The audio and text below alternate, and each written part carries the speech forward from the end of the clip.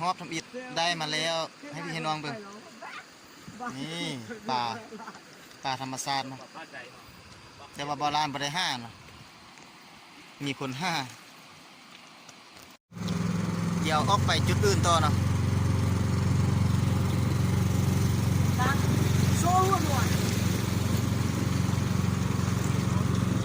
เดี๋ยวถ่ายให้เห็นป่า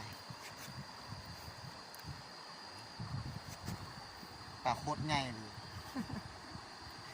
น้ำหนักประมาณ18 กิโลสาวขึ้นให้พี่น้องเบิ่งดูใส่ป่าใหญ่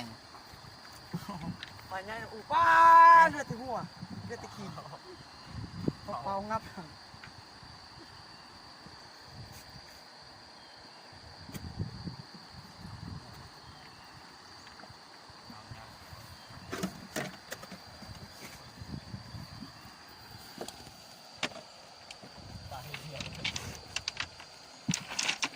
ทะเลก็นี่เพราะบ้านเจ้ามีเพราะ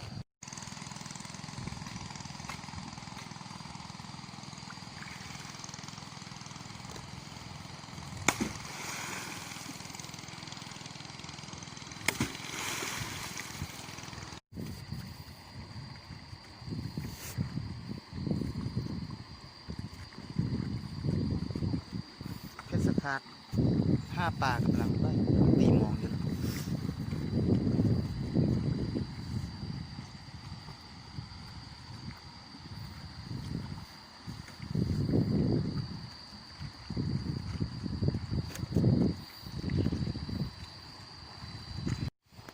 ได้มาแล้วตัวหนึ่ง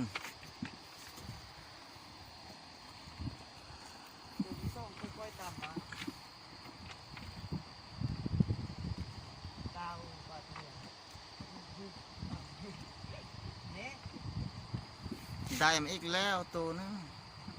ตัวที่สองตัวเดียว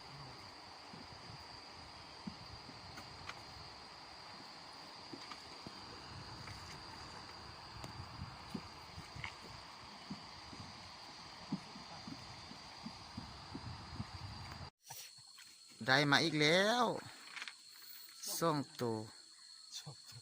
เพชรคาดเพิ่ง5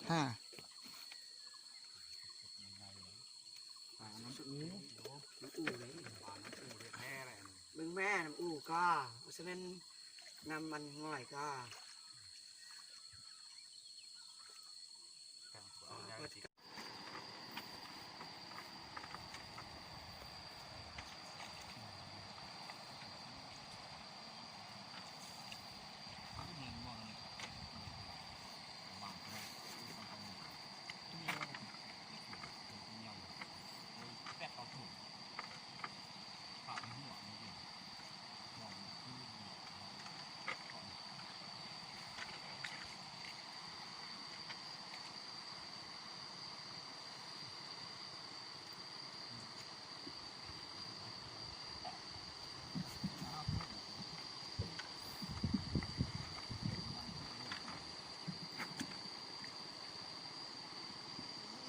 เลย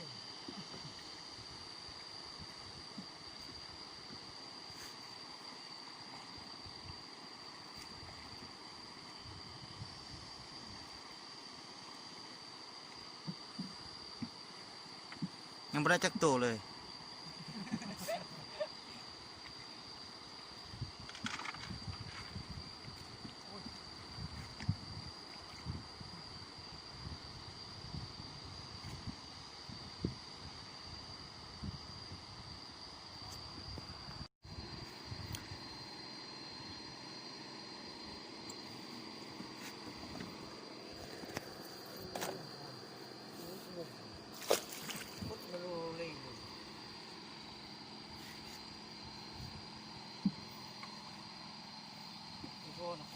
ฟันลงเร็วขึ้นลงไป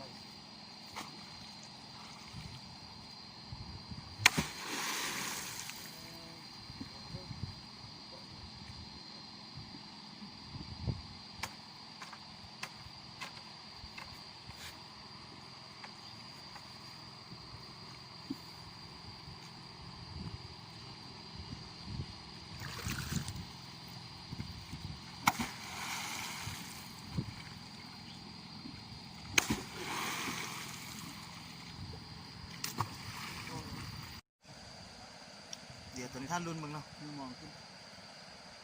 กำลังเอามองขึ้น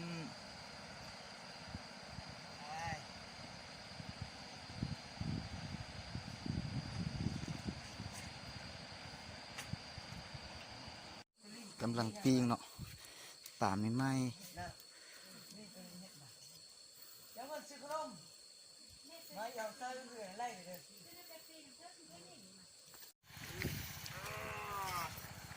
หลังจากที่เราออกจากบ่อนหน้าป่ามาเนาะปัจจุบันนี้มาฮอดบ้านศพแจมสิเข้าพาพี่น้องไปเบิ่งบ่อนหัตถกรรมของบ้านเนาะพื้นเมืองเนาะหัตถกรรมพื้นเมืองของบ้านศพแจมลองนำอู่เนาะเดี๋ยวโบราณที่ถ่ายบรรยากาศให้เบิ่งเนาะอันนี้เป็นบรรยากาศของทางขึ้นบ้านเนาะขอโทษขออภัยนะกล้องมันจะ สั้นๆนิดนึงเนาะ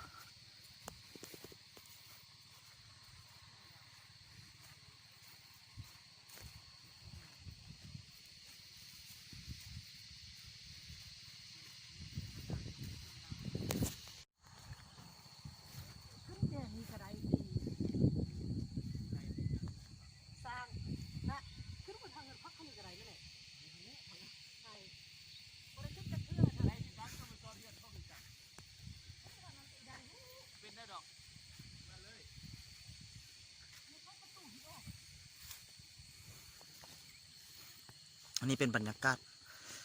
ของบ้านเนาะทางขึ้นท่าเรือของบ้านศพแจมเนาะบ้านหัตถกรรม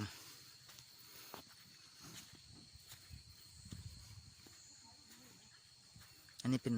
วิวของผ้านะ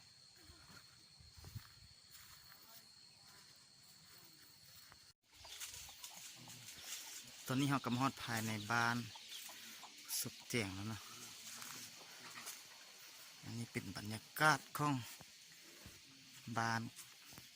เป็นบ้านดั้งเดิมเนาะ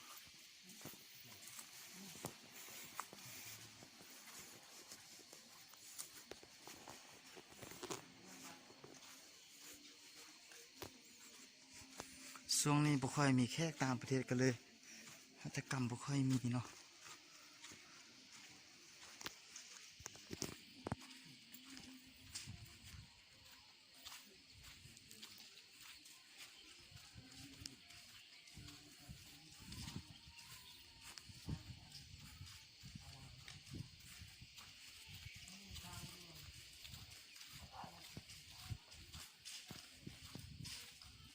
อันนี้เป็นภาพบรรยากาศ